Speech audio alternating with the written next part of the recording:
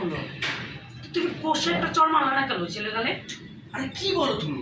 আমি ওকে কোষে চড় মারতে যাবো, ও যদি উল্টা আমাকে মেরে দেয়? তুমি কি বলতেছো? ওই ঘাটতারা ছেলেকে তুমি ছেড়ে দিলা?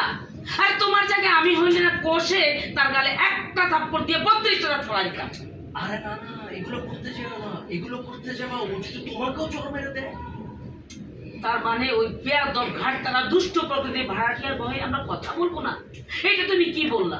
মনে করো তোমার গালে দুটো না একটা থাপ্পড় মেরে দিল, তখন মান সম্মান কিছু থাকবে আমাদের?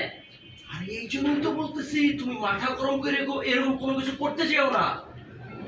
আচ্ছা একটা কাজ করো, মাথাটা অনেক গরম হয়ে গেছে তো তুমি তোমার হাতে সামান্য করে মাথাটা আমারও গরম হয়ে গেছে।